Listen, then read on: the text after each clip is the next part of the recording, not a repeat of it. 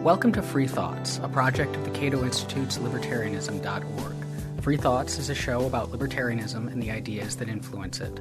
I'm Aaron Powell, a research fellow here at Cato and editor of libertarianism.org. I'm Trevor Burrus, a research fellow at the Cato Institute Center for Constitutional Studies. Libertarians are generally skeptical about state-based attempts to alleviate poverty. Because of this, we're often branded anti-poor and told we represent an ideology that benefits only the rich. I know I speak for a great many libertarians when I express dismay about this characterization. I'm a libertarian in large part because I believe liberty brings enormous benefits to all. To the wealthy, yes, but even more so to the poor and disadvantaged. I care about helping people, and I think libertarianism represents the best path forward. But it's a hard sell, and in part because some libertarians are sometimes rather bad at talking about poverty or give the appearance of not taking it seriously. So that's our topic for today's podcast. We'll explore the plight of the poor and how it relates to libertarian thinking. Joining us is Matt Zwolinski, Associate Professor of Philosophy at the University of San Diego and co-director of USD's Institute for Law and Philosophy. Matt's the editor of Arguing About Political Philosophy and is currently writing 2 books, Exploitation, Capitalism, and the State, and, with John Tomasi, Libertarianism, A Bleeding Heart History. He is also the founder of the blog Bleeding Heart Libertarians and, perhaps most importantly, a columnist at libertarianism.org. Welcome to Free Thoughts, Matt. Thank you, Aaron. It's a pleasure to be here. So a lot of political philosophies seem to be framed almost entirely around helping the worst off, but libertarianism usually isn't. Instead, we begin with liberty. So does this mean that we don't, or even that we shouldn't care about the poor as much as, say, those other guys? No, I don't think that it does.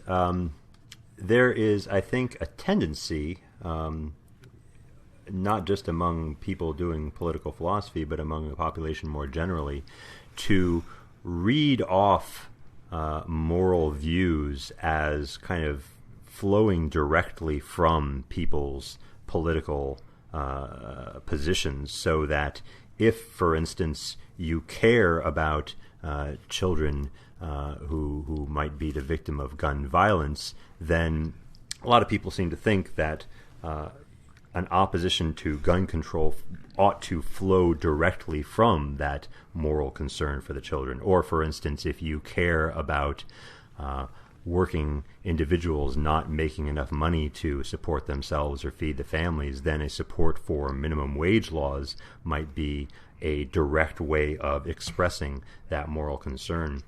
And I think that what is distinctive about libertarianism is its tendency to block that inference. We don't think that just because you value something, that just because something is truly objectively valuable or morally important, it follows from that a law ought to be enacted to directly pursue that goal or that value. So we don't think that everything that's worth striving for in life ought to be pursued by the particular mechanism of government. But that would be one way of libertarianism saying we should look at it as if it's effective in certain ways. So we could say we need to judge the minimum wage by effectiveness. But there are some libertarians who say that's the wrong way of looking at libertarianism at all.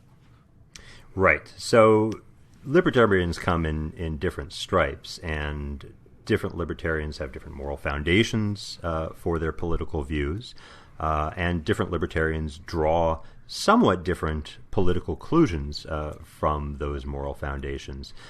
They all sort of fit together in what I like to think of as a kind of broad family of political ideologies, right? Libertarianism isn't one thing. It's more of a cluster of closely related things. Libertarians tend to favor small government. Libertarians tend to favor a fairly hands-off approach to government when it comes to economic matters and civil liberties. But within that broad framework, there are a variety of individual differences. And some libertarians take a fairly hard line on issues of redistribution and claim that, for instance, even if redistribution could be effective, for instance, as a method of pursuing a moral goal like the relief of poverty. It would nevertheless be immoral because it involves the use of coercion, right? Any kind of state-based redistribution is going to involve coercively taking money from some individuals and giving it to other individuals. And one of libertarianism's fundamental moral commitments is an opposition to the aggressive use of force. And so some libertarians deduce from that straightforwardly that all redistribution via the state is necessarily immoral, regardless of its effectiveness or lack thereof. Could we, though, kind of not concede this ground about not wanting to use whatever tools we have to alleviate poverty, say, by saying that, look, these guys may say, if poverty is a problem, then we should use the law to solve it. But it seems to me like a lot of libertarians could agree with that in a sense by simply saying yes, but if law is, say, the method by which we create a society worth living in or maintain a society, we have protections of rights and whatnot and things that help us live our lives well, then the way you go about using the law to, say, alleviate poverty or whatever else is by respecting rights, is by creating a framework for economic freedom. But that still is using the law to help poverty. It's just using the law in a slightly different way. Right. So I think I agree with you that we ought not to concede this point. I mean, I think the fundamental lesson here is that libertarians don't necessarily have to choose one of these ways of critiquing government transfer programs to the exclusion of all others. I think there's a lot of things to be said against such programs. There's also some things to be said in favor of some of them, and we can talk about that a bit later in the interview. But I think, for instance, libertarians have a point when they identify the coercive nature of redistributive programs. I mean, in general, we think that coercion is bad. That's a kind of common sense moral view, one that's held not just by libertarians but by ordinary people as well. I mean, for instance, right, if I were to engage in redistribution in the way that the state does, right, and take money from somebody else and then give it to another person who I thought was more needy or more deserving in some way, almost everybody would think that that's wrong. I don't have the right to use coercion in that way, even to achieve, let's say, really valuable and desirable social ends. So it's a bit of a puzzle why the state should be any different and why we should apply a whole different set of moral norms to the state than we do to individual moral agents. So I think there's a point there. That's a non-negligible moral claim that libertarians are making. Where it runs into problems, I think, and where it begins to be at odds with common sense is when libertarians take the prohibition on coercion to be a kind of absolute constraint, so that no matter what, right, no matter how minor the coercion involved may be, and no matter how significant the social gains might be that coercion could produce, it is nevertheless deemed impermissible because it runs afoul of this ironclad prohibition. So I think it's libertarians are right to appeal to the wrongness of coercion. They're wrong if they take that to perhaps what you might call an extreme. But there are other arguments you can make too, and libertarians shouldn't feel like they have to choose between the kind of moral arguments and the more pragmatic arguments that talk about the effectiveness or lack of effectiveness of anti-poverty programs in achieving their stated goal. So that probably is a good way to get into the website you run called Bleeding Heart Libertarians and the sort of mission of the Bleeding Heart Libertarians, which has shaken up and angered some people and made some people incredibly happy. So I guess the question is, what is a Bleeding Heart Libertarian, and how is that related to the question of libertarianism and the poor? Right. So yeah, we've annoyed a lot of people. We've annoyed other libertarians by not being libertarian enough, and we've annoyed liberals by not being bleeding hard enough. So it feels sometimes as though we're fighting a war on two fronts and a bit doomed. But the idea, at least, is to rethink the fundamental moral commitments of libertarianism, and to rethink the idea that specifically that an appreciation and support of libertarian institutions of free markets and private property is somehow incompatible with concern for the poor, or perhaps even something like a commitment to social justice. Those things are usually thought to be diametrically opposed. You can't be a libertarian and be committed to social justice by I think both the sort of popular culture and by a lot of libertarians themselves. People like Robert Nozick and Friedrich Hayek have made kind of extended arguments against the concept of social justice, and so we're trying to challenge that idea. And in some ways, it's a public image game. I mean, we're trying to rehabilitate the image of libertarians as these cold-hearted creatures who, because we don't want the state working actively to relieve poverty, must therefore not think that poverty is a real serious problem. At best, or at worst, we might be actively sort of rooting for the destruction of the poor as some kind of closeted social Darwinists. So you talk about social justice, but can we just take a step back and kind of explore that a bit, because social justice is kind of a poisonous term for a lot of libertarians. It's not something that they tend to embrace, or in fact they see it as a term that's employed by people who are very in favor of using the state to do all sorts of illegitimate things. So what do you mean when you say social justice, and are you using it in a different way than most of us tend to think? Right. So when I talk about social justice, I think I probably am using it in a way that's somewhat different from what most people think. It's almost certainly in a way that's different from the way in which it's used by many of my colleagues here at the University of San Diego, which is a Catholic institution which prides itself on being committed to social justice, and what they seem to be to mean by that term is it's almost the kind of thing I spoke about at the beginning of the interview, which is that to be committed to social justice is ipso facto to be committed to a certain specific set of policy goals. And so if you oppose those policy goals, you thereby demonstrate yourself to be opposed to social justice.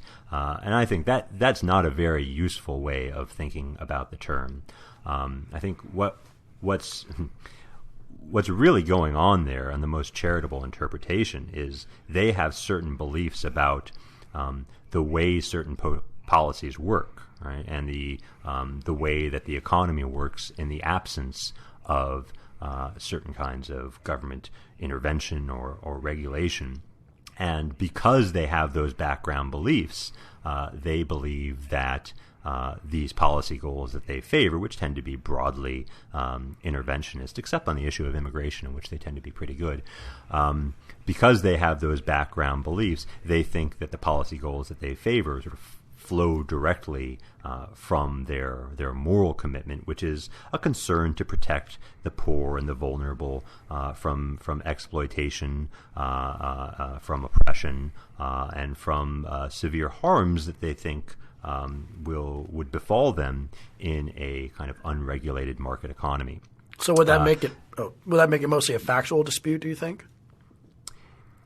See, here's where there's some disagreement among some of the Bleeding Heart Libertarians, right? So Bleeding Heart Libertarians tend to believe that libertarianism is compatible with certain moral goals that are held by those on the left, and a lot of us think that the only real disagreements between those of us on the libertarian side and those on the more standardly liberal social justice side are factual disagreements about the way that policies or economic systems work. I think there's a lot to that. I think that there is a great deal of factual disagreement about these matters, partly because they're very complex, and partly because most people are rationally ignorant about the ways in which these things work out. But I think that's not the whole of the story. I think there are significant moral disagreements too. For instance, on the issue of coercion, I think that libertarians see coercion in places where non-libertarians don't, and I think that is that's not an illusion from which libertarians suffer. That is an insight that they have into the way the political system really works. So there are many philosophical differences in addition to the coercion issue which you brought up, which other than just effectiveness and whether or not empirically free markets help the poor. And there's, of course, the biggest defender of, I would say, mainstream social democrat policies, a little bit of entitlement state and a little bit of freedom, would be John Rawls, which comes up a lot on Bleeding Heart Libertarians and has a lot to say about the poor. So could you tell us a little about what John Rawls says and some of the things that libertarians have said about John Rawls? Yeah, so it's Rawls, a small question. But yeah, exactly. So Rawls, you're correct. I mean, I think he's generally regarded by philosophers as one of, if not the most influential political philosophers of the entire 20th century, and his influence certainly continues to this day. In his 1971 book, A Theory of Justice, Rawls set forth a theory which purported to give both a way of thinking about justice, or a sort of procedure to follow in thinking about justice, and a set of principles of justice that he thought would emerge from that procedure, and that would be appropriate to use in governing what he called the basic structure of society, which is just his terminology for the sort of basic institutions of society, such as the government and its relation to the economy, and maybe some other major social features of the society as well. So Rawls's procedure was known as the original positioner, which involves sort of thinking about yourself as though you didn't know your place in society, and as though you were operating behind this kind of veil of ignorance, he called it, and asking yourself what kind of principles you would want to govern that society, given that you don't know, where you're going to end up in it, right? I like to think of it as you're the soul up in heaven, and you're going to be popped into a body somewhere down on earth, and you don't know whose body you're going to be popped into.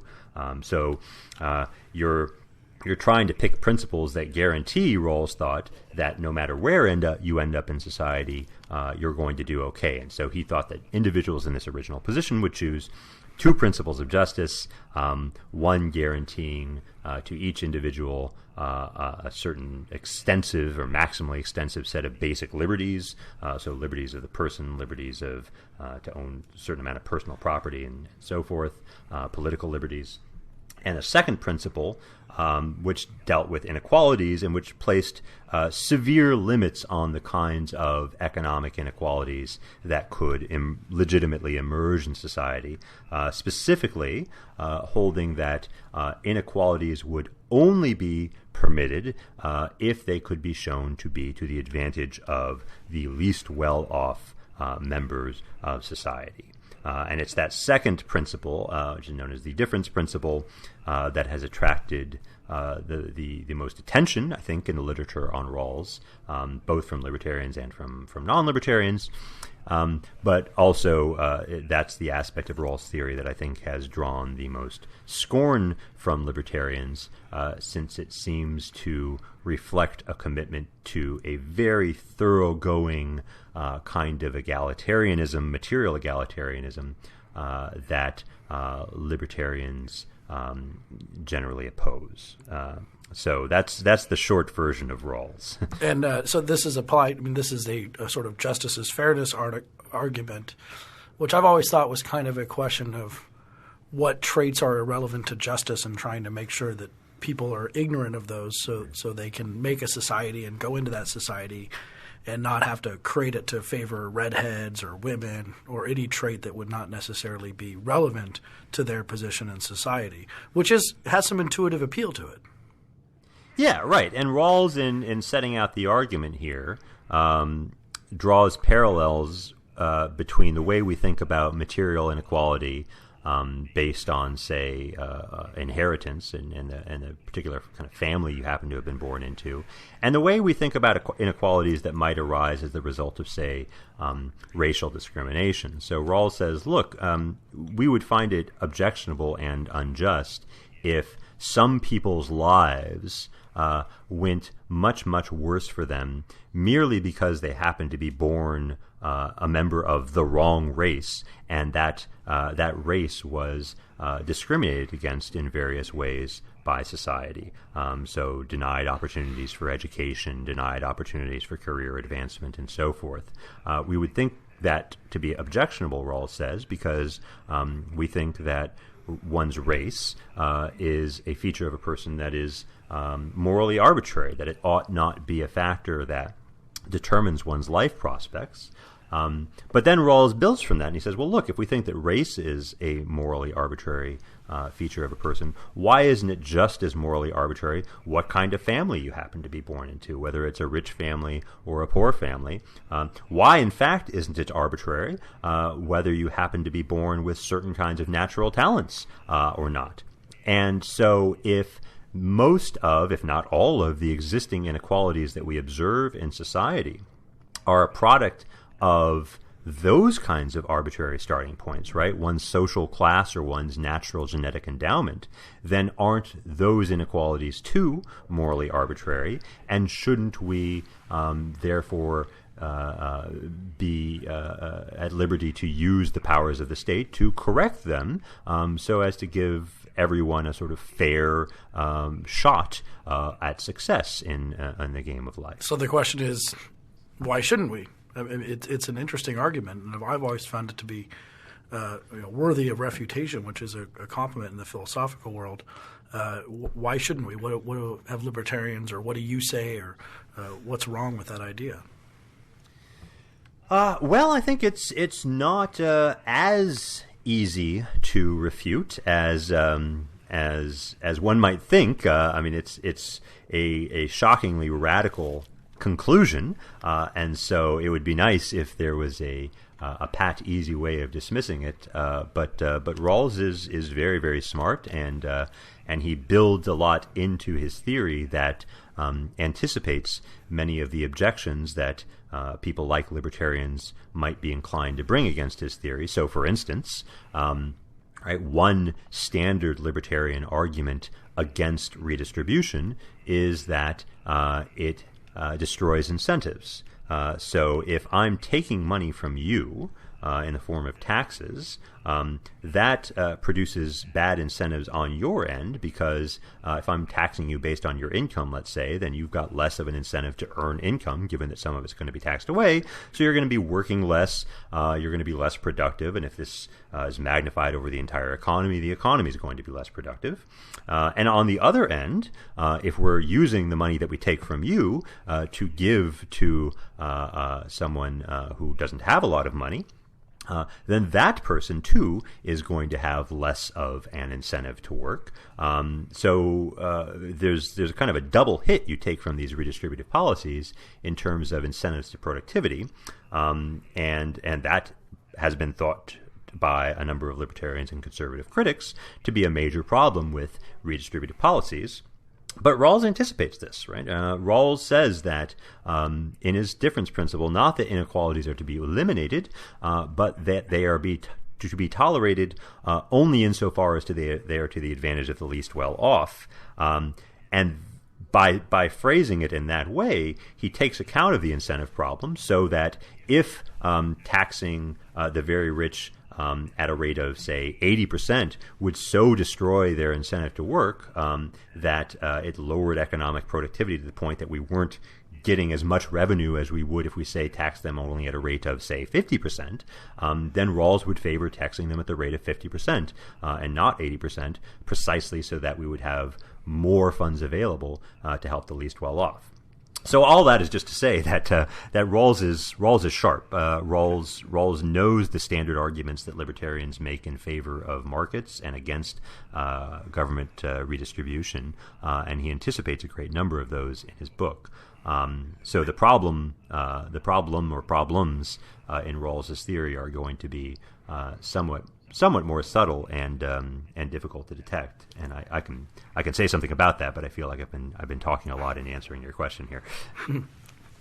So let me try to approach this. I mean, we can have these arguments about Rawls versus libertarianism and whatnot, but a lot of people, I think, have this objection that's not so much a hard philosophical one or even an empirical one, but an objection to libertarianism and the way it deals with the poor that's kind of more rhetorical, perhaps, in the sense that the libertarian solution to the poor, as you've talked about, like the problems with Rawls with aiming at redistribution and whatnot, is that it de-incentivizes people to behave in these ways that would otherwise be beneficial to both themselves and to the poor. And so there's this sense at which the libertarian solution ends up looking like let's just not do anything and it will work itself out. That in contrast with we see a problem and we're going to set out to solve it. Mm-hmm. And it's also a view that says the poor aren't really, again, going back to the libertarian puts freedom first. It's that we're not focused on helping the poor.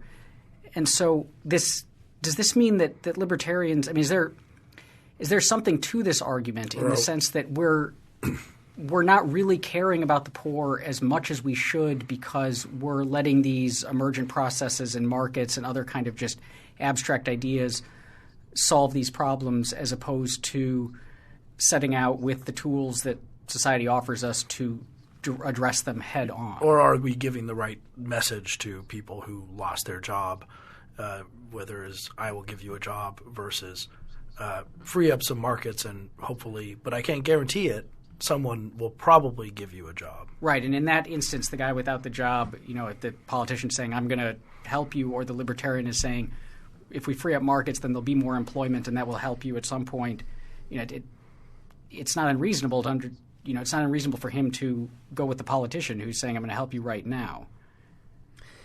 Right. It's a weird argument. On the one hand, I see the concern that people have, and I can even, in the right mood, sort of talk myself into sharing this concern, right? I mean, when libertarians talk about letting the market take care of things, that sounds very passive, and it sounds like we haven't really got any solution to the problem, and that isn't very satisfying to most people. Most people, when they see a social problem, they want somebody who proposes concrete solutions to that problem. And libertarians talking about impersonal market forces don't seem to be offering any such solution. But of course, when you think about what impersonal market forces actually are, it's much less clear that that's actually a problem, right? When we talk about market forces, we're just talking about people, right, making decisions freely about what to do with their businesses, with their free time, with their disposable income. That's what market forces are. It's also what government forces are too, right? In a way, yes. But in other words, it's not that we are proposing not to do anything about the problem of poverty. It's just that we don't want to use the particular institutions of government to do anything about the problem necessarily. Although again, there are some libertarians who take a different view on this, and hopefully we'll talk about that in a bit. But to say that you don't want government to solve a problem doesn't mean that you don't think people should do something to solve the problem. I think that there are all kinds of things that are very important. The making sure that enough food is produced to feed people in the country, or making sure that enough shoes are produced that that nobody has to walk around barefoot. And yet I don't for a moment think that we ought to have government programs devoted to ensuring that enough food or shoes get produced. And I don't think that makes me sort of any less caring about those problems. I just am fairly confident that in the market system, people will have the right incentives to produce those things on their own without any central direction from the state. And of course, just one more point because it is important. I've been talking about the market, and some of you have talked about the market, but of course, libertarians aren't just viewing society as a market, right? That is, our choices aren't between government and the market in a mutually exclusive sense, an exhaustive sense. There are ways in which free human beings interact with each other that have nothing to do with the market, as for instance, when I go down to a local soup kitchen and volunteer my time. That's not a market interaction.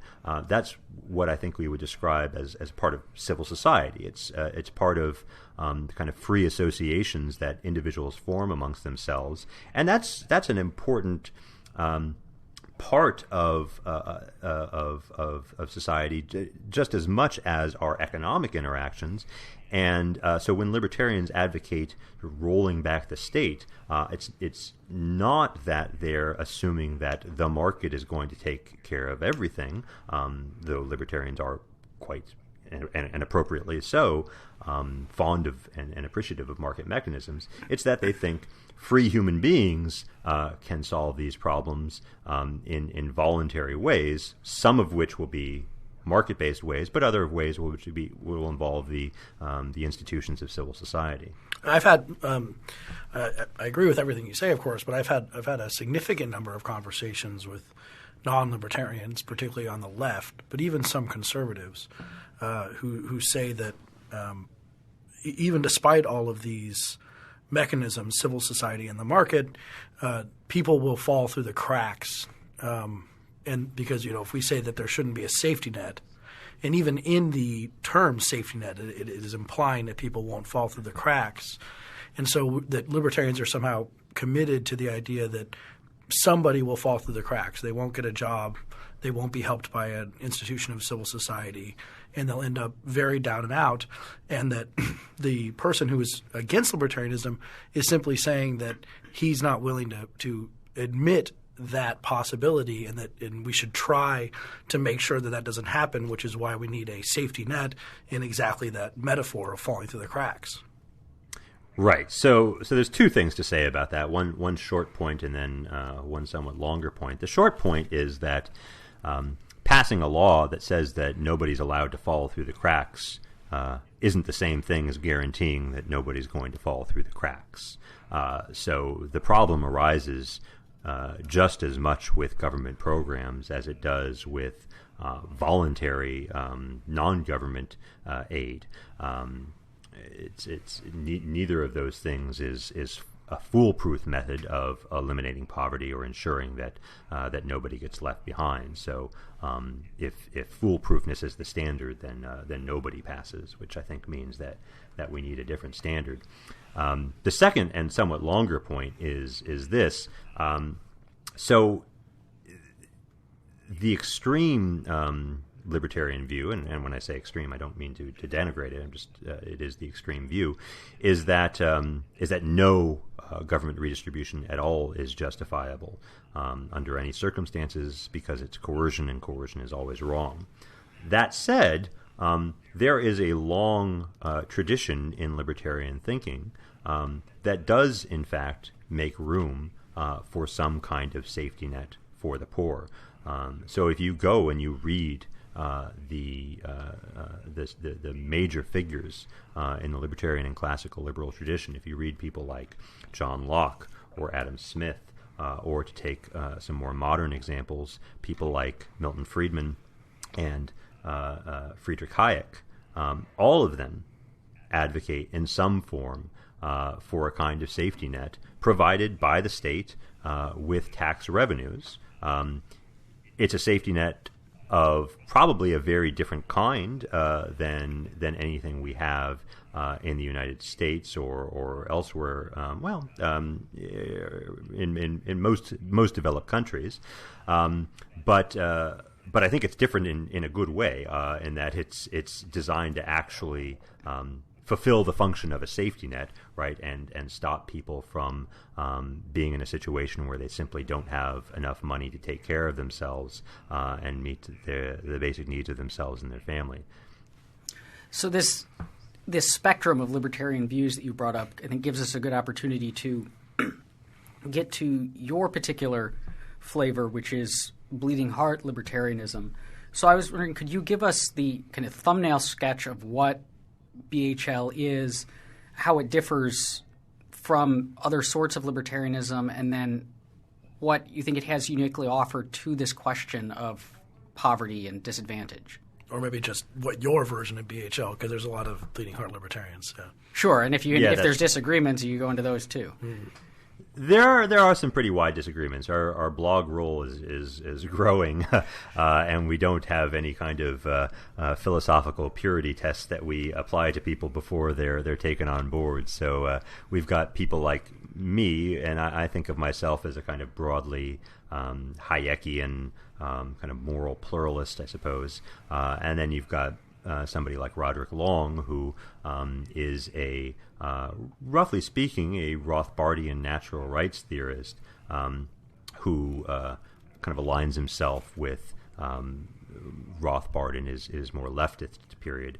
So there are disagreements among Bleeding Heart Libertarians, but what we all have in common, I think, is that we take seriously the kinds of concerns about poverty and exploitation and oppression that are characteristic of those on the political left. We think that those are real concerns, but for various reasons, some of which are moral and some of which are empirical, we think that broadly libertarian political institutions of free markets and private property are the best response to those concerns. So, for instance, right, some BHLs advocate, like Milton Friedman and Friedrich Hayek, for a kind of universal basic income, so that there will be literally a floor beyond which no one is to fall in terms of minimum income. Milton Friedman spelled this out in his idea of the negative income tax, and Friedrich Hayek discusses the idea at some length in Volume 3 of his Law, Legislation, and Liberty. So that would be one mechanism that some BHLs advocate for dealing with the problem of poverty, which involves state action, right, and state redistribution. But it's a kind of state redistribution that avoids a lot of the problems that libertarians see in most forms of state redistribution. So, for instance, one of the advantages of a universal basic income, especially in its negative income tax form, is that it minimizes the role of discretion among political agents.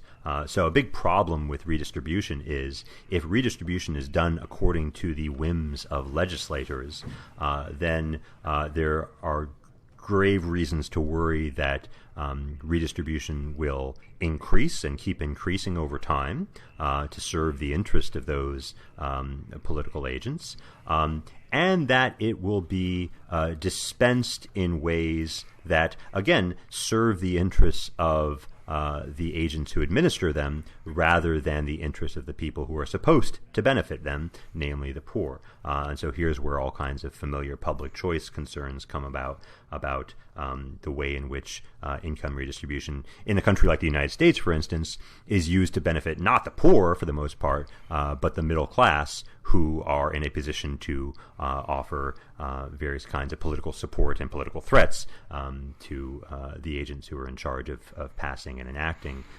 these forms of redistribution. Sorry, you wanted to say something?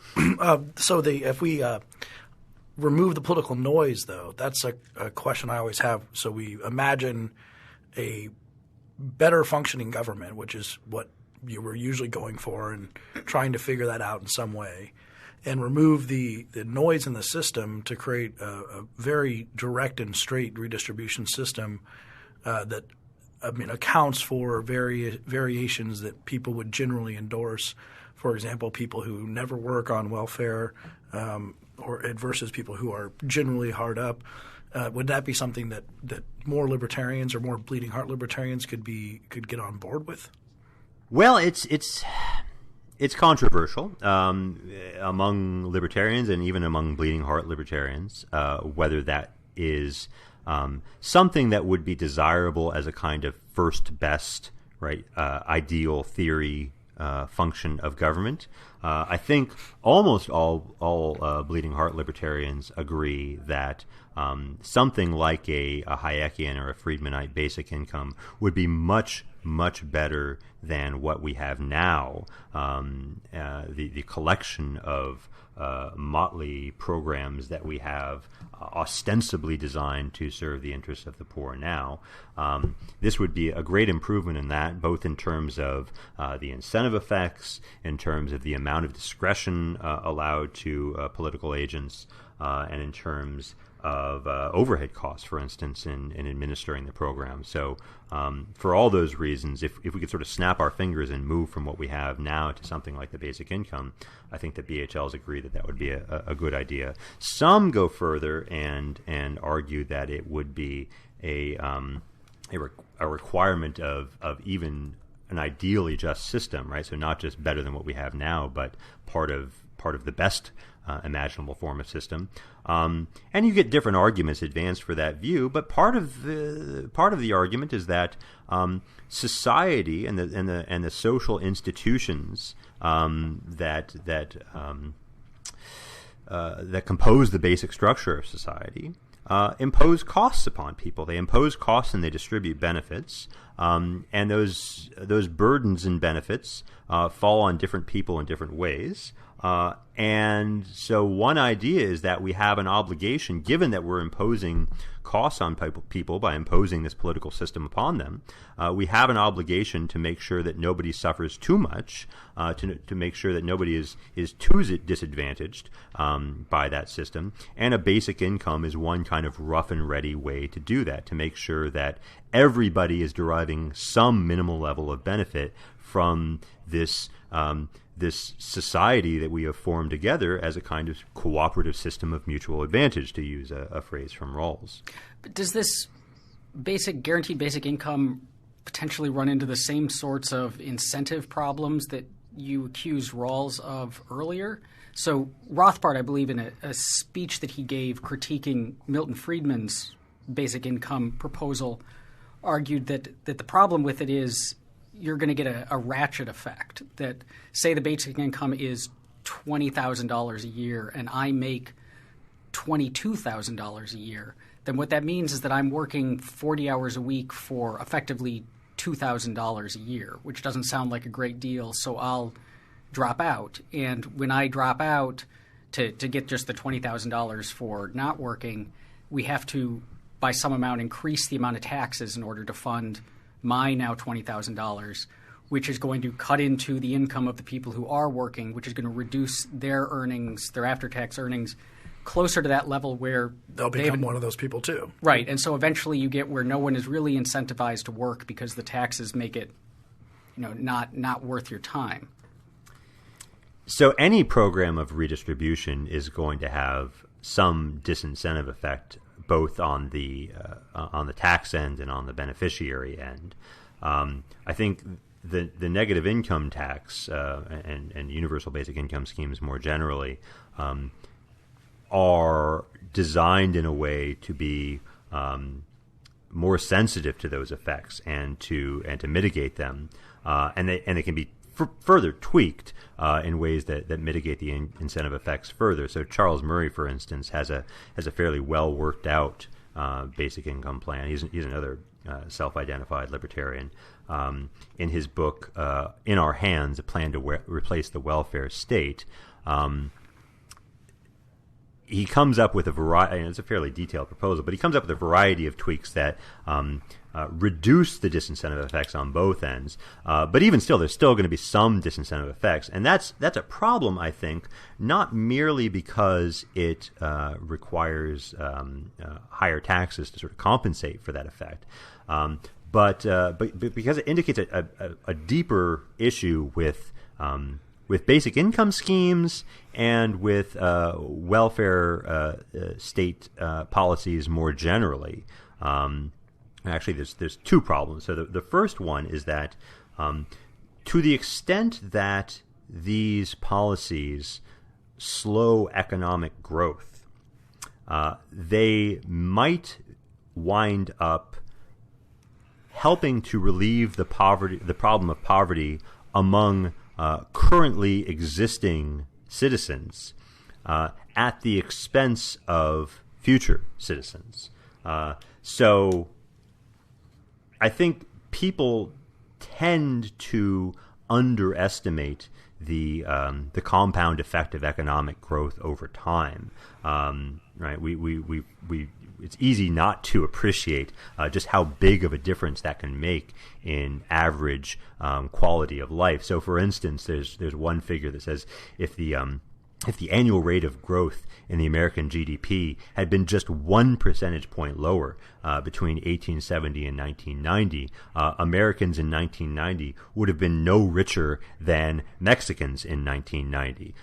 So a tremendous difference in quality of life results from a fairly small difference in GDP growth over time. Or similarly, if you have a country that's growing at a rate of 5% per annum, it would take it about 80 years, just over 80 years, to go from a per capita income of $500 to a per capita income of $25,000, whereas at a rate of growth of 1%, that same improvement would take 393 years.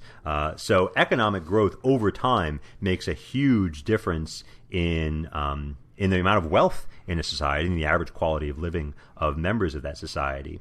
And so if it turns out to be the case that welfare state programs, even welfare state programs like the basic income, have a significant negative effect on economic growth, I think that's a good reason to oppose them, not just on grounds of economic efficiency, but because when we're concerned about poverty, we're not just concerned about the poverty of the people right in front of us. We ought, or we shouldn't be anyways, we should be concerned about poor people who exist in the future, right? And if we want to ensure that poor people who exist in the future aren't going to be badly off, in fact, if we're concerned to make them not poor, then one of the most effective long-term strategies that we can pursue to achieve that goal is a strategy that promotes economic growth. So let me loop us all the way back around to this question that we opened with, which is the relationship between libertarianism and the poor, and ask you specifically about the Bleeding Heart Libertarian position, or maybe the Matt Zwolinski version of the Bleeding Heart Libertarian position, which is, so are you advocating libertarianism because the empirical evidence indicates that it's the best way to help the poor? So you're starting with we should help the disadvantaged. That's the goal, and libertarianism is the best way to do that. Or are there other reasons to support libertarianism that either exist outside of that or potentially trump it? So if the empirics changed and it turned out that a non-libertarian solution was the best way to help the poor, would that be reason to give up, or for you to give up libertarianism in favor of an alternative, or would you have reasons for sticking with the libertarian position? That's a good question, and it's a difficult question to answer because I don't have a fully developed and articulated set of moral principles from which I deduce all my more particular political and economic views, and I realize that people sometimes expect such a thing from a philosopher, but I think in some ways that's expecting too much. I have some fairly strong opinions about a variety of different moral matters, and I try the best I can to sort of whip those beliefs up into something like a coherent system, or to resolve any contradictions, at least when they make themselves manifest to me. But I'm suspicious of system building in moral philosophy almost as much as I'm suspicious of central planning in the economic realm. I think there's a certain amount of hubris that underlies both of those projects. So I'm not totally sure what the answer to that question is. For me, I think the question of poverty is more like a constraint than an overarching goal, right? So the way I think about it is, if it turned out to be the case that these libertarian institutions of free market and private property, which I support on, generally speaking, other grounds than their effect on the poor, but if it turned out to be the case that those institutions had some disastrously bad implications for the poor, right? I mean, if it turned out to be the case that free markets really worked the way that Marxists say they do, or the way that people on the progressive left say that they do, that for me would be a good reason to rethink my commitment to those institutions. Interesting. So the question here, it seems, to bring up a point which I think is a good one to bring all these ideas back around, because it's been implicit in a lot of the discussions. But if you have a situation that runs on libertarian, a political system that runs on libertarian principles, wherein 2% of the people control an amazing amount of wealth, and the 98% of the people are completely destitute, and everyone followed libertarian principles to get there, the question that is always, I think, morally intuitive and attractive to most people is the diminishing marginal utility of wealth, that the incredible wealth enjoyed by some of these people, even justly earned, does not compare to how much it would be worth it to take $1,000 from Warren Buffett and give it to someone who is starving to death. So I think this is a big animating principle of the welfare state, but also they could admit someone who supports this could admit various things that we hold to be true. Like, yes, it's presumptively wrong to take from someone, but here the benefits outweigh the costs. And so without diminishing marginal utility of wealth, it would seem like you wouldn't really have a welfare state. You need rich people. It seems like that the money is less valuable to them than it would be to give to someone else. So do we just have to accept that truth and make more systematic claims, or is there something wrong with that claim? I'm tempted. I'm sorry. I wouldn't hang too much myself on claims about the diminishing marginal utility of wealth per se, at least insofar as that kind of consideration is tied directly to a broader utilitarian moral framework for evaluating public policy. So for instance, right, I don't think the problem with some people being very rich and some people being very poor is that we would have more of this stuff we call aggregate utility if we took from the rich guy and gave to the poor guy instead. I'm not concerned with maximizing aggregate utility. I'm concerned with individuals. And so if some individuals don't have enough to get by in a market society, that's a problem independent of the way in which their destitution contributes to aggregate utility or disutility overall. So and maybe this is part of my libertarianism, right? Because I think one of the kind of foundational moral commitments of libertarianism is a commitment to individualism in moral evaluation. What we think matters, morally speaking, as libertarians, is how individuals are doing, not how groups or classes or nations are doing. So if we're skeptical about redistribution, maybe not all of us against it, but skeptical about its morality and its effects, but we care about poor people, which I absolutely do, What else can libertarians say about poverty, and what a libertarian solution or a way to address at least some of the worst causes of poverty that exist out there? What can we do about it?